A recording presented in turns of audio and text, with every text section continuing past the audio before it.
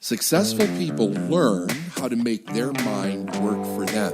I'm David Nagel, and this is the Successful Mind Podcast.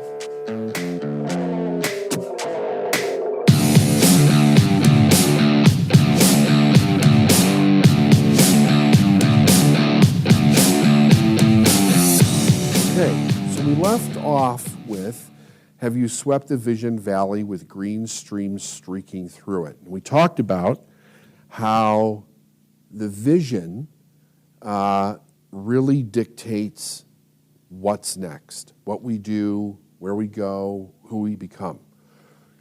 It's never going to take you down the wrong road, and I think that that's what people really get worried about, that it's going to take them down some road that leads in disaster.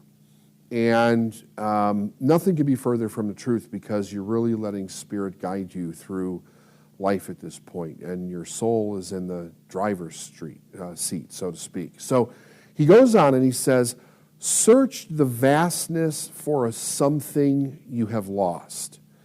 This is an interesting sentence, search the vastness for a something you have lost. The vastness is like all these different rabbit holes that we can get pulled into.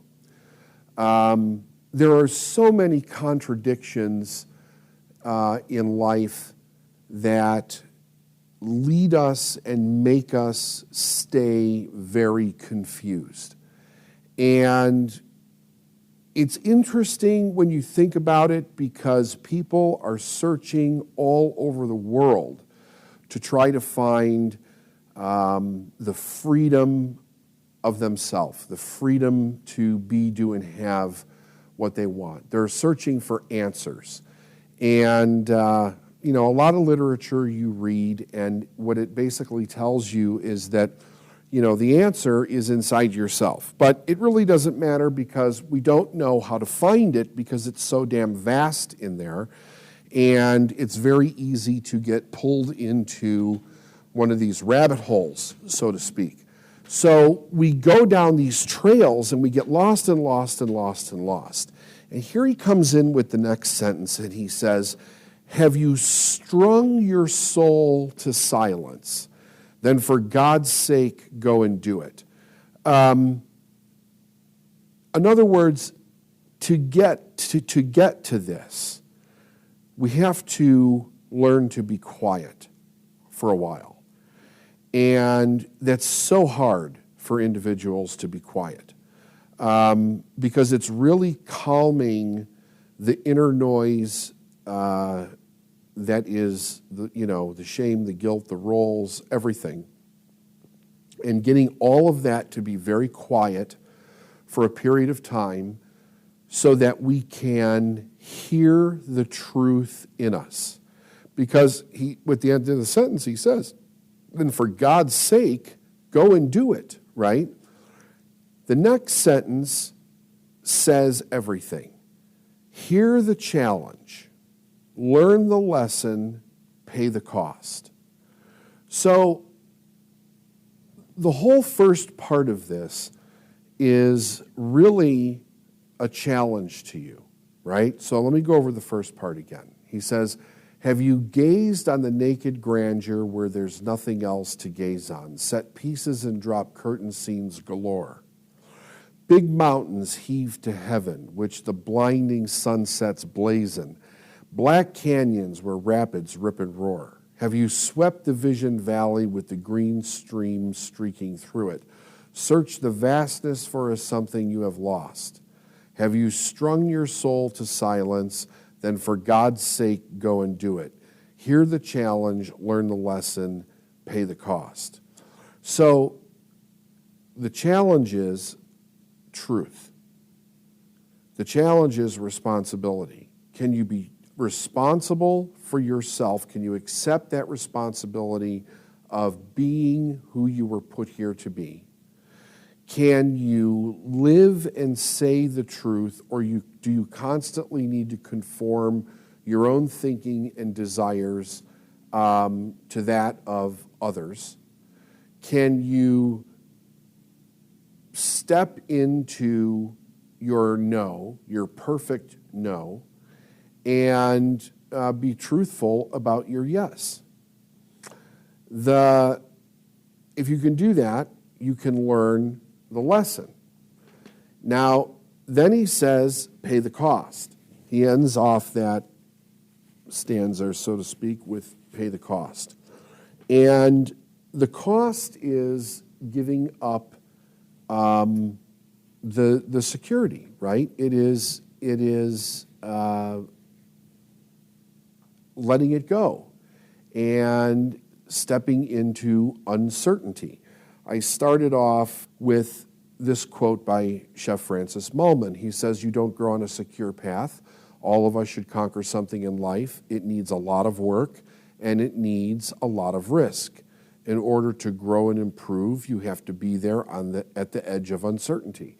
And when I worked with my mentor, he used to say a couple of things to me around this that I thought were very important. One was, he said that if you're not living on the edge, you're taking up too much room.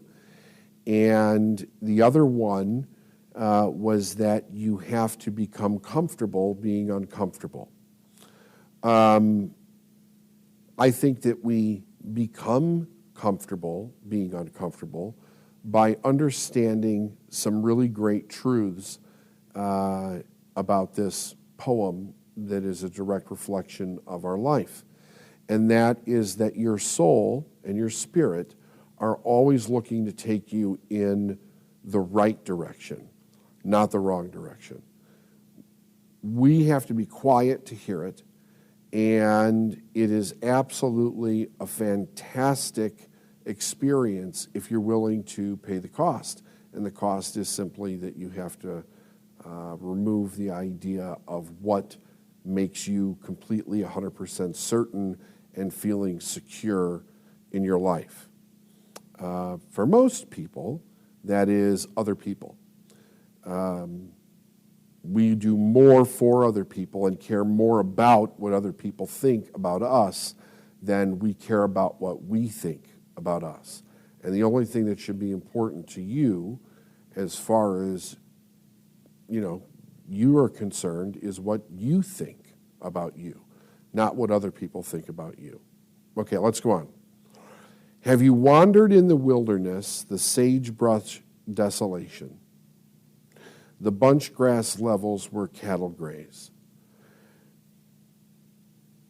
Have you wandered in the wilderness? Have you let yourself go without a specific guide or a specific destination ahead of time, given up the security of that idea, and allow yourself to experience the desolation of it? Have you wandered in the wilderness, the sagebrush desolation? The desolation terrifies people because in a very real way, we're facing what it's like to be alone. Now, there's a difference between being alone and being lonely. Being lonely is, really this whole idea that nobody wants to be around us. We're a victim. I'm unlovable. I'm not worthy. All of that stuff comes into that, and I'm really not going to get into that. There's not much of a point to it other than to understand that we would rather have around us the people that we don't want to be around versus wandering through this wilderness of desolation for a period of time to find ourselves, but then the payoff is that we get to surround ourselves with people that we love and who love us, and it really experience the truth of that. Okay, he says, "Have you whistled bits of ragtime at the end of all creation?" and learn to know the desert's little ways. So, have you whistled bits of ragtime at the end of all creation, right? I mean, how much fun is that? Anywhere you go, bringing that mystery, that excitement, the joy to every area of every corner of your life, and then every corner of life itself. Being an explorer of life. And learn to know the desert's little ways, right? Spending time with the beauty of small things, right? Whether it's an animal or a child or a garden or cooking something, in maybe it's just focusing on one person in your life for a short period of time and letting them know how much they mean to you or how much you appreciate them. It is really about an appreciation for the small things and how there is a grandeur and a beauty and a romance even in the little things of life. Have you camped upon the foothills? Have you galloped over ranges? Have you roamed the arid sunlands through and through? And, it's a question. Have you roamed the arid sunlands through and through? I think that one of the things that indicates to me is that you're paying attention to life. You're seeing the freedom and the romance in everything. I think it's one of the easiest places, obviously, to start doing that is in nature itself, because there's so much mystery and excitement in nature, right? And it's always changing. If you just look at how it changes throughout one day, it's pretty darn amazing, let alone, all of the different seasons and the beauty that each one of them brings and the drama that each one of them brings. But the mystery is fascinating because you know that there is a purpose, a real purpose, not something made up in somebody's mind, not what, people that are really concerned about nature disappearing are focused on, but a purpose and a beauty that brings, I would say, a richness and a trueness to the mystery in our mind about why we're actually here. And that's very important. Have you chummed up with the mesa? Do you know its moods and changes? So, here he's talking about relationship, right? Are you coming into relationship with life? He said, then listen to the wild, it's calling you. So, basically, it's interesting that all of these are written as questions. And in other words, if you haven't done this, he says, listen to the wild, it's calling you. The wild is within. It's inside of us. It's calling us to express on the outside. He says, have you known the great white silence? Not a snow-gemmed twig a-quiver, right? So think about if you've ever experienced a big snowfall, and you go out in the middle of the night after the snow has stopped, or you wake up in the morning and you walk out there and it is quiet in a beautiful way, right? It is so quiet. There is a peacefulness to it that you don't experience, at any other time, because it's just everything is still, nothing's moving.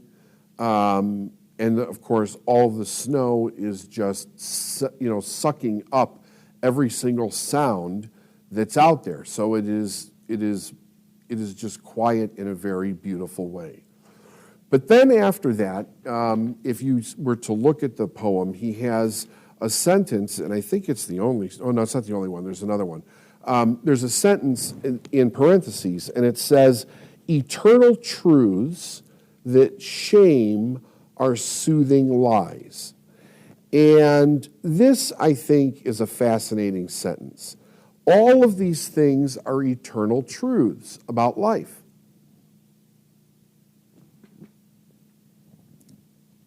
And he's saying that these truths are so big, they're so true, they're so free, they shame our soothing lies. What are the lies? The lies are the roles, the lies are the stories, the lies are the reasons why we can't be, do, or have something.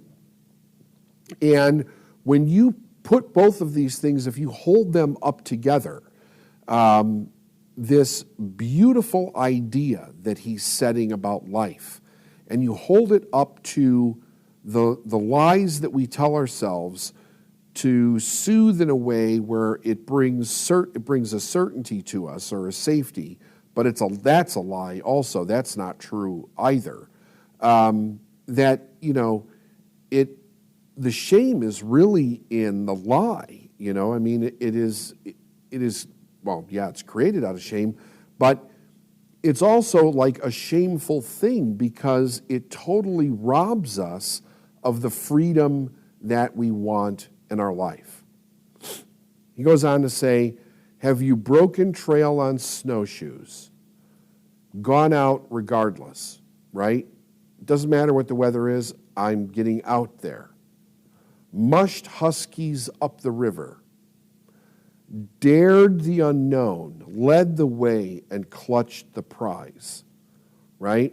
So here again, he brings in the uncertainty, he brings the risk, and then he says, led the way. And there's only one person that can be the leader of your vision, and that's you. We all have a vision.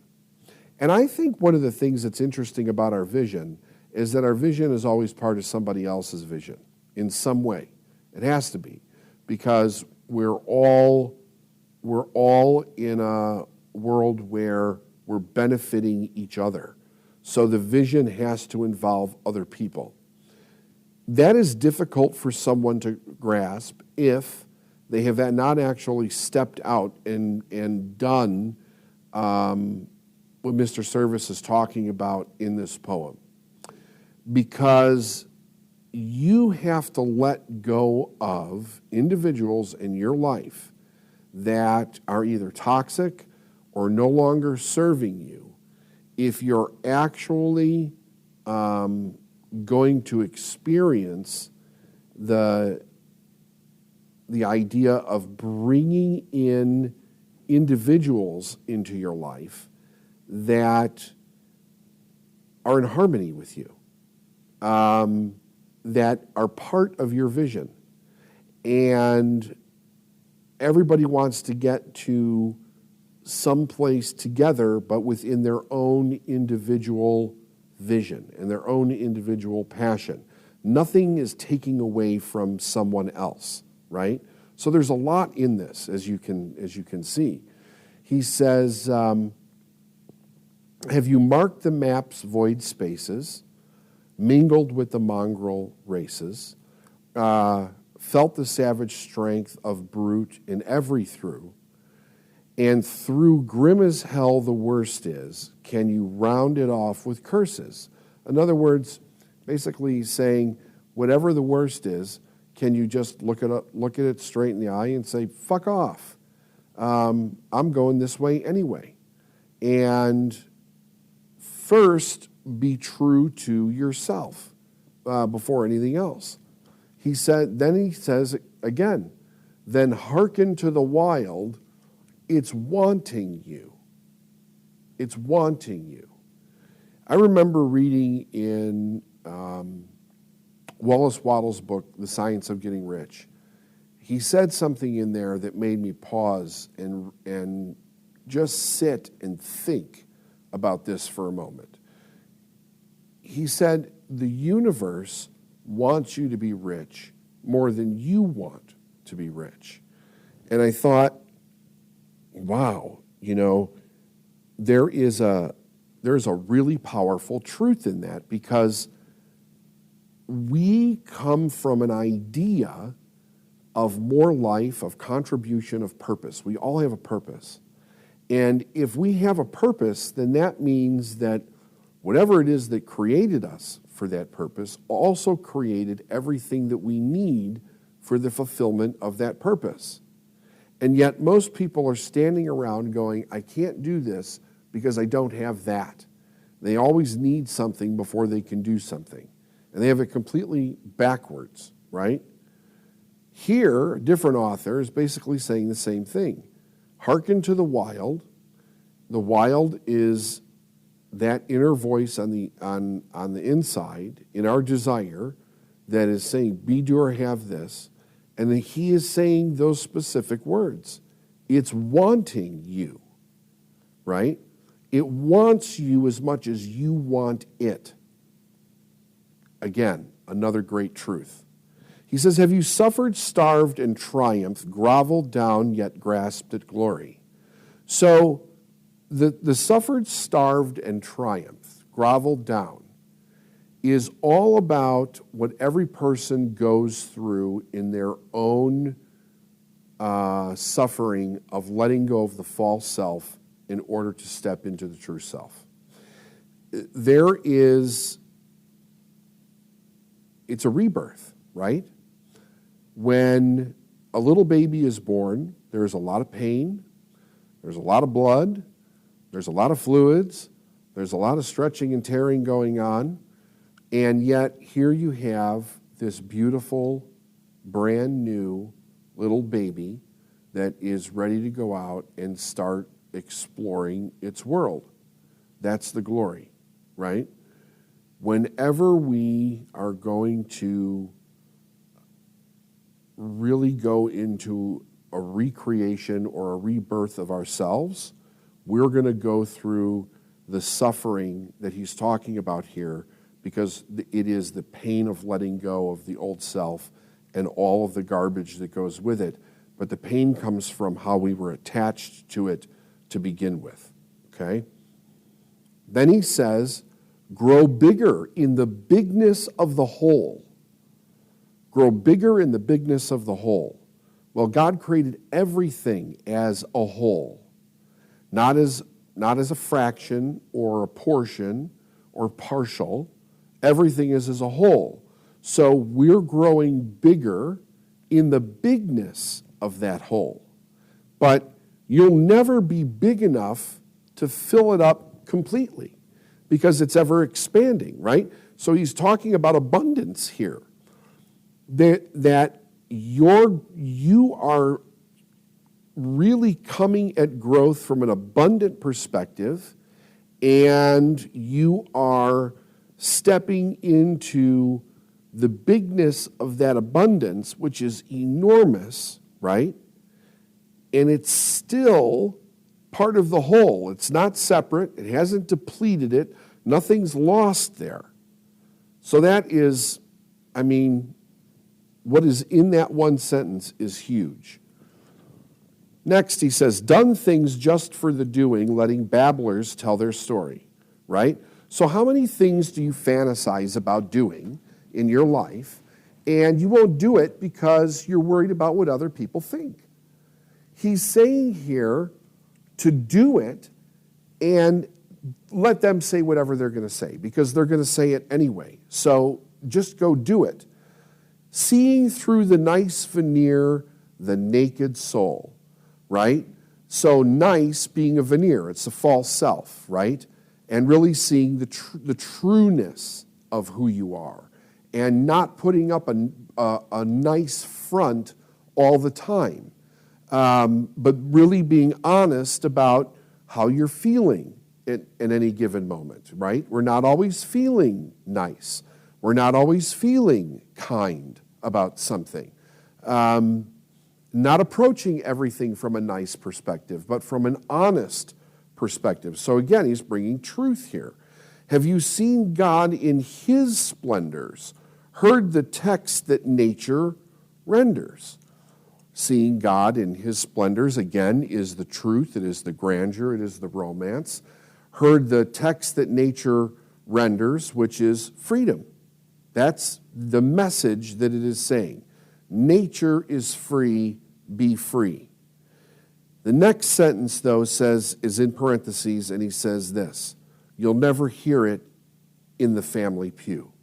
Because the family pew is always talking about staying in the family, not leaving, not stepping out, not breaking away from mom and dad, not breaking away from the family traditions, not letting the neighbors see you be something different than we taught you to be. So he's starting to go into a reflection of there'll be a consequence here, and you're never going to hear the truth from the people that set you up in the lie. Okay, the simple things, the true things, the silent men who do things.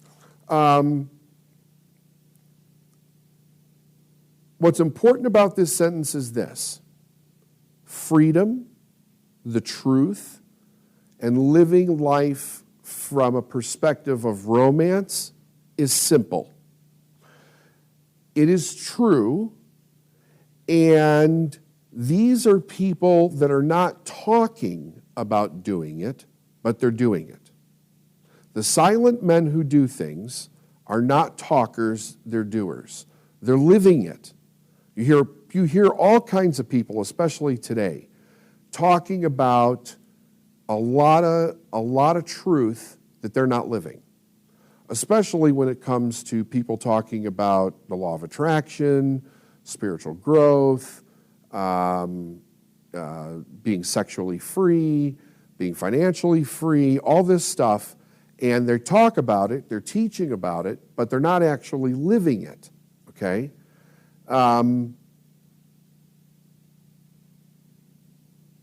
It's the look for people who are living it. Those are the ones that you want to be around. He says, then listen to the wild. It's calling you, because all of those things, again, are being called from the inside outward. Here he goes back into talking about what our parents and society has placed us in. He said, they, meaning parents, society, if you have not changed the people in your life, those are the they. They have cradled you in custom. They have primed you with their preaching. In other words, you're prepared for the life that they think you should live. They have soaked you in convention through and through. So it's like we're riddled with not being free. We're riddled with being responsible for other people. We're riddled with the idea that we can't live a life of passion and romance. It's got to be suffering and responsibility and nose to the grindstone and complaining and fear and lack and worry. They have put you in a showcase. You're a credit to their teaching. In other words, you are just a model representation of whatever it is that they taught, and you could walk down any street in the world and basically see a million other people doing the same things. He said, but even though all of that has happened, can't you hear the wild? It's calling you. In other words, even though with all that crap, there's still a piece of you that is going, yes, I want to be this, do this, and have this in my life. I want to be true. I want to be free. I want to say what is true. Let us probe the silent places. Let us seek what luck betides us. In other words, if we go back into the silent place, the true place, right, then we're going to see what the universe has for us, because it's going to start showing up, and it's going to start showing up immediately. So then he moves right into the closing, which is also the action step. Let us journey to a lonely land I know. Let us journey to a lonely land I know. He's saying that you have to do it alone, but you can't do it by yourself. Okay? So it's lonely from that perspective because it's an inner journey that has an outer result.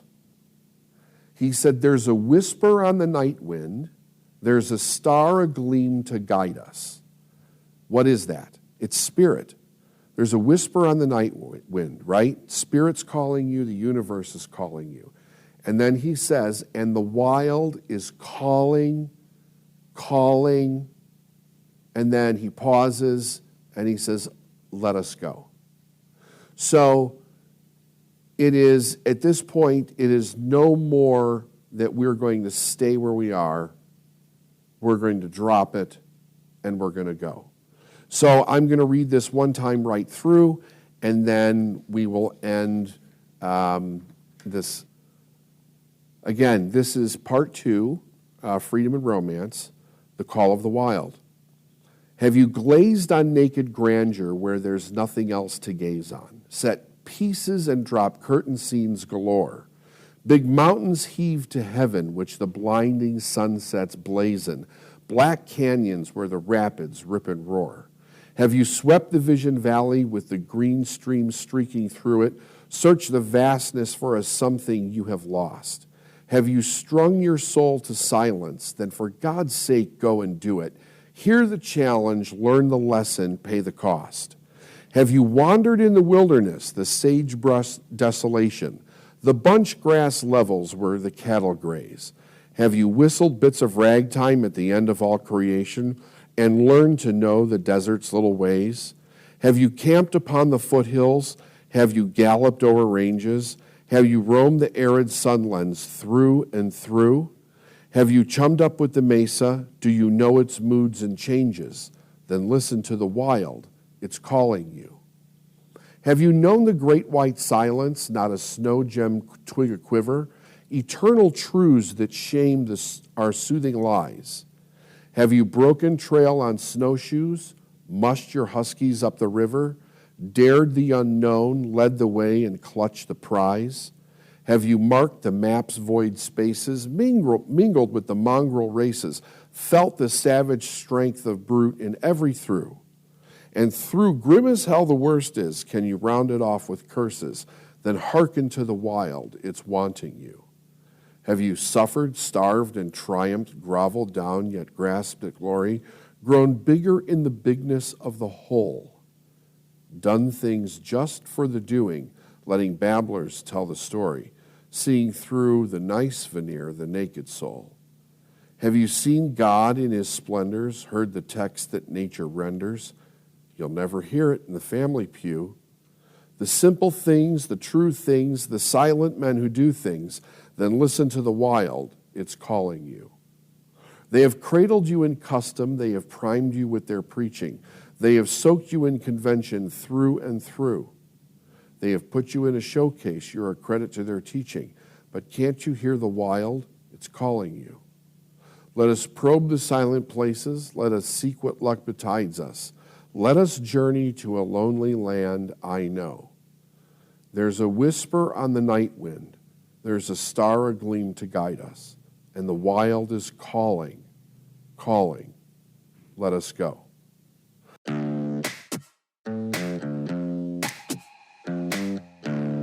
Thanks for listening to the Successful Mind podcast. And if you like what you heard and you want to know more, go to davidnagel.com/free stuff.